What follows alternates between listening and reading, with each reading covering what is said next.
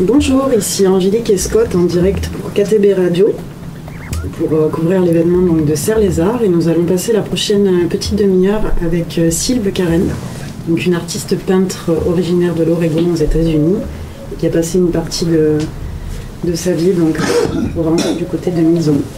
Voilà, donc pour vous faire une brève présentation de Karen, du coup on dit de ses peintures qu'elles sont une distillation de ses émotions, de ses impressions et de ses expériences dans les domaines de la nature et de la culture.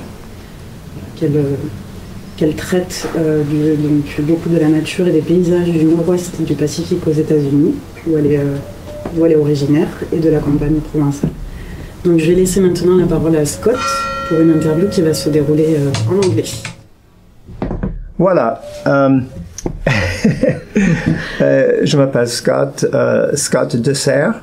Et je suis ici avec Karen Sylve, et on va parler en anglais et en français. C'est-à-dire, je vais essayer de traduire. Je vais commencer avec les questions à propos de son art que je viens de découvrir en face. C'est étonnant.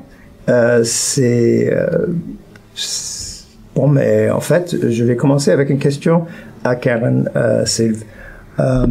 So how do you describe your art? Well, I'm an abstract painter, and I describe it as, the way I approach my art is,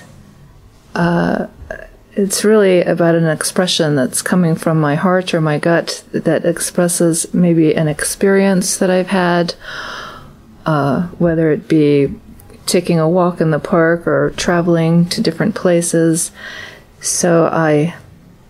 Ok, merci.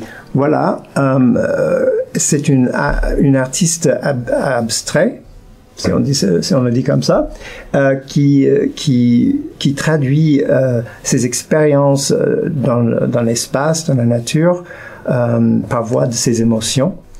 Je viens de voir quelques tableaux. Les trois qui sont ici Serre, et ils sont étonnants, ils sont à la fois très colorés, mais ils sont assez composés, mais il y avait des surprises, des interventions plus brutes, on peut dire, les dégoulements de peinture par exemple. Donc c'est compliqué, ce n'est pas que une émotion tout nettoyée, voilà. Your first experiences in the practice of art from the bio that I read put you in France again. This is in Aix-en-Provence. Can you talk about that? Yes. I studied art in college, and I went to a school in Aix-en-Provence, the Leo Marchutz School, and it is a part of it was at the time a part of the Université des Américains. So it was for one term, and with Alan Roberts, I had a fantastic experience, and it's when I fell in love with painting. Mm-hmm. Okay. Ah oui, voilà.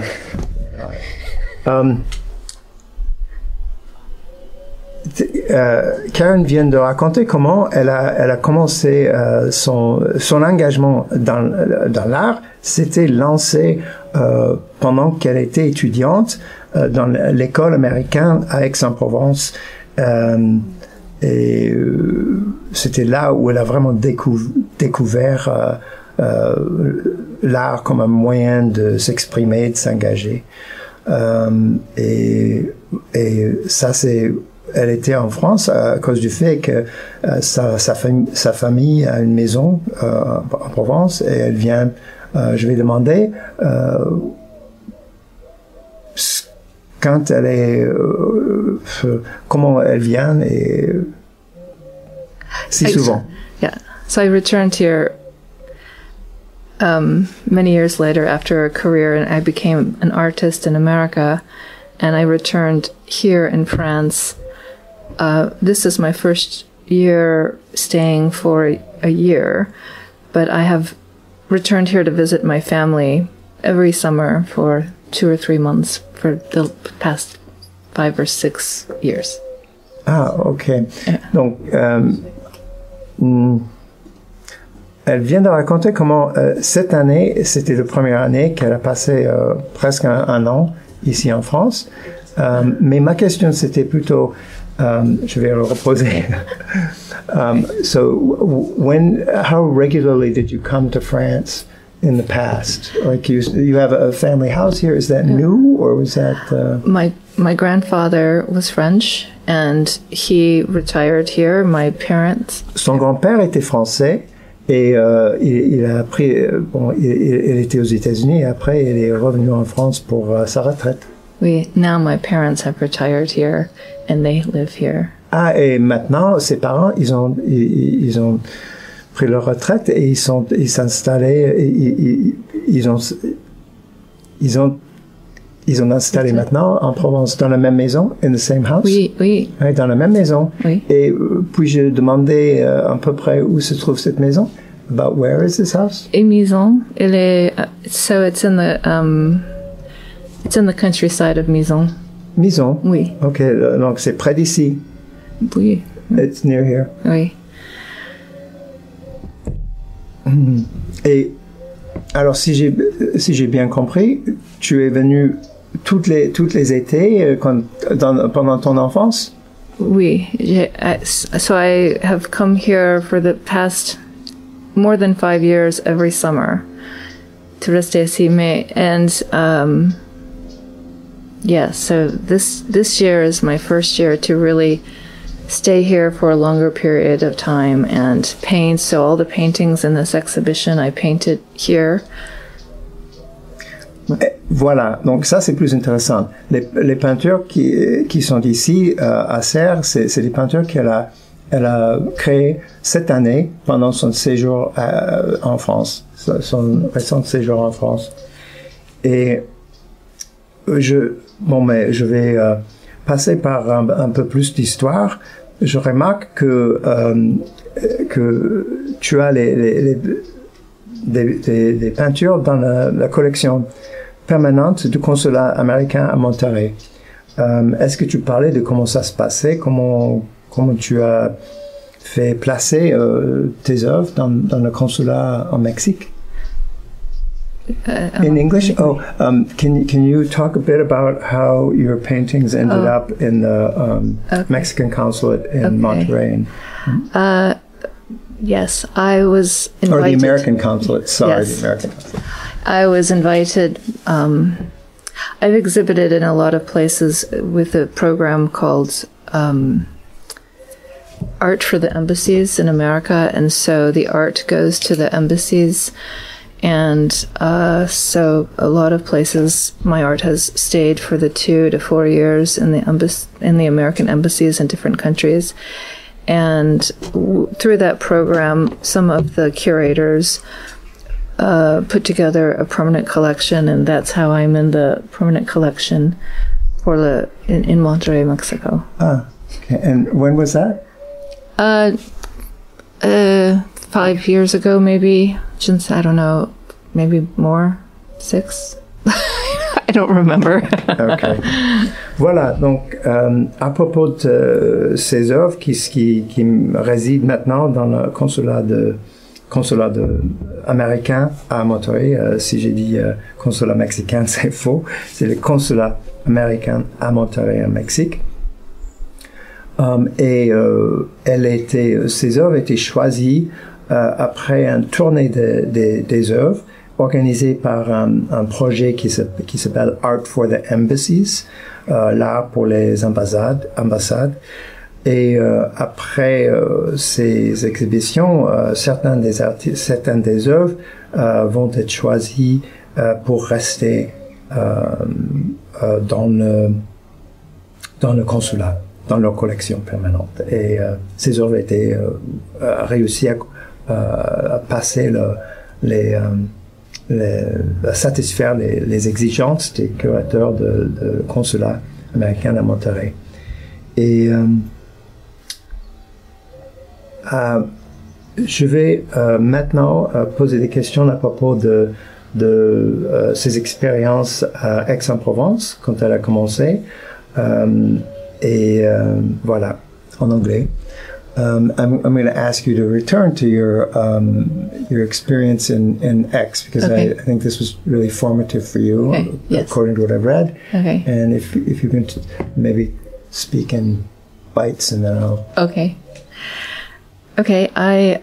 When I was in Aix-en-Provence, I fell in love with the color. I fell in love with how I was taught to see and look and develop a painting, incorporating my own interpretation of what I was seeing, and how to make a composition that made sense to me. So it was all about conversation with color and composition. Voilà, elle raconte comment pendant son travail comme étudiante, elle a découvert son amour pour les couleurs et comment les processus d'intégrer cet amour ou plutôt d'interpréter ces réactions aux couleurs de manière personnelle, de le rendre quelque chose d'elle-même, ou même, on peut, comme elle a dit, en conversation, en échange avec ces choses à l'extérieur d'elle-même. Je vais demander plus précisément comment c'était dans l'école. And so, how was it? Like, if you can just describe a little bit, like you went to the school and you were in a class of 10 or 5, or I mean, how was it, like, just your experience as a person going to the school? So at the school, we always started. I had to walk to the school, and there were probably maybe 20 students. I don't know. That's a guess. And we had a conversation about art. It was always something different. We would focus on different subjects. And most of the time, the teachers drove us out into the countryside, and we painted plein air style. And we generally painted for 3 hours.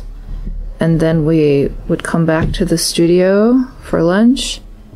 And after lunch, we would dive into conversations about the art. Ok, voilà. C'est les classes à Aix constituées d'une vingtaine d'étudiants. Et là, ils se réunissaient les matins, apparemment assez tôt, pour justement discuter l'art, et en préparation pour les séjours, pas les séjours, les balades en voiture dans la campagne autour, où ils s'installaient pour peindre en plein air pendant jusqu'à 3 heures par jour, les jours où ils faisaient ça, avant de rentrer pour manger, très important, rentrer pour déjeuner.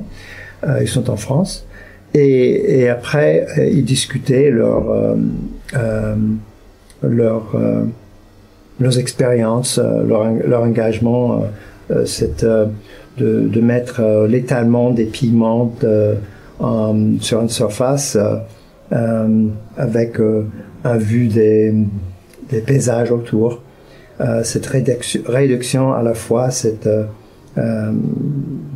interprétation qui a, tu sais, comme tout le monde sait, les pouvoirs de toucher, de nous toucher, à nous bouleverser des fois. Voilà. Bon. Éventuellement, j'aurais une question, si tu peux traduire. Ok. Et voilà, Angélique a une question à poser. Oui, donc je vais vous la poser en français et Scott va D'accord, traduire. merci. Donc au début de votre présentation, donc vous me disiez que vous peignez avec le cœur. Oui. En fait, que ça part de là. Oui. Et donc j'ai face à moi une œuvre qui me fait penser, donc on parlait beaucoup des paysages de Provence, entre autres là où vous avez passé une partie de votre vie. Et je retrouve en fait les chaleurs. C'est très lumineux, très chaleureux en fait le tableau que j'ai en face de moi. Et pourtant, il y a quelque chose qui surgit de l'œuvre. On le voit en fait avec ces traces de peinture qui dégoulinent et comme une éruption de quelque chose. Et donc ma question, c'est quelles sont les émotions qui vous poussent? Bon, c'est un vrai défi. Donc, Angelique just asked you to describe with more precision the emotions that result in the picture that she sees right now, which is made called the washout. It's called the washout, and she was surprised by the drips that seem to be. She's wondering, what emotions, like how does this relate to your emotions? So if you can talk about the emotional relationship to that. Well, with this painting, I started with with an experience, which was walking along a cliff side in Mison, and the underneath on the other side was the La Bouche, the river, and that river had washed out. This was in the spring. The river had washed out this apple orchard, and there was a lot of destruction because of the flooding. But on the cliff side, on the top where I was walking, it was full of life and flowers and pastures of, farmland. And I just found myself contemplating over this destruction and beauty. So that was the beginning of this concept. Oui, yes, the paradox. I can see Yeah. something warm Oui. and something that erupts. Oui, yes, yes. So this is this is that part. Do you want me to keep going or? No, peut-être. No, I think I'm going to try and just say that, and then we can continue. Okay. That's great. Okay.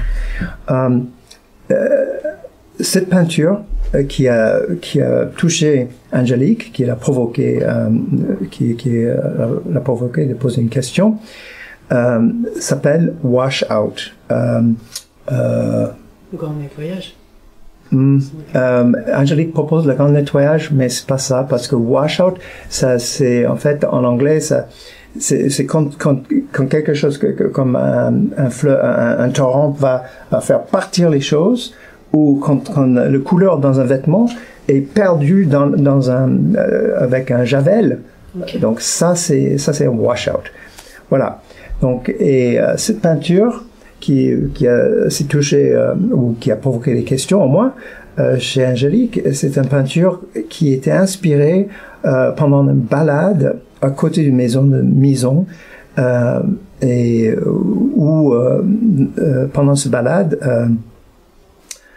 Karen Silve a vu le Buech d'un côté et un parti d'un orchard.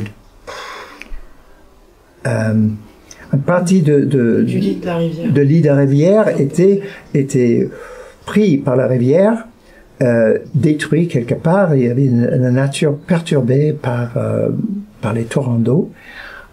Et à côté, c'était le printemps, et à côté, tu avais le réveil d'un paysage vert et beau. Donc, elle cherchait à rendre cette contraste entre la beauté d'un printemps qui bourgeonne et une destruction aussi naturelle que cette beauté. Voilà. Okay. Et elle va continuer. Okay. So As far as the drips was another part of the question, was I allow drips to be in my paintings and I don't try to remove them because I think of my paintings as natural and drips are natural and I'm not trying to make the drips, but I'm allowing them to be a part of the painting. And it just depends on what quality of paint I choose to use. Sometimes I choose very wet paint and other times very thick paint. So that's why I allow the drips to be a part of the painting. Ok, et voilà, je vais traduire cette étape. Bon, mais elle parle des dégoulements de peinture qui sont un peu étonnantes dans ce genre de peinture qui a des qualités assez décoratives même. Et ce qu'elle dit, c'est elle permet ces dégoulements plutôt que elle les fait pas de manière intentionnelle. Elle les permet parce que pour elle, ça fait partie d'un processus naturel d'engagement avec la peinture, avec ses toiles. Et donc, ils sont permettés et ils vont apparaître suivant la constitution, l'épaisseur de peinture qu'elle va choisir pour son travail. Et en parlant de travail, nous sommes vers la fin de notre émission et je vais remercier, c'était l'artiste américaine Karen Silve et je dois alerter tous les auditeurs et auditrices que elle a toujours, ils peuvent voir si ils ont l'idée de faire une petite balade à Venise en Italie, dans le Palazzo Mora jusqu'en novembre, ces œuvres sont bien installées. Bon, je te remercie beaucoup pour quelques minutes avec nous. Merci aujourd'hui, beaucoup. Serre les Arts sur KTB Radio. Est-ce que vous voulez nous dire quelque chose avant de clôturer l'interview? Do you want to say something? Oui, merci beaucoup pour l'opportunité pour cette interview et merci beaucoup pour la traduction. Et oui, et I hope for people to come and see my work. Ok, donc du coup, voilà, si vous avez bien entendu, Karen nous remercie, donc Scott pour la traduction et KTB Radio pour l'interview. Et du coup, donc si vous avez envie de venir vous balader dans les rues de Serres, donc vous pourrez trouver les œuvres de Karen à la pastille 22. Voilà.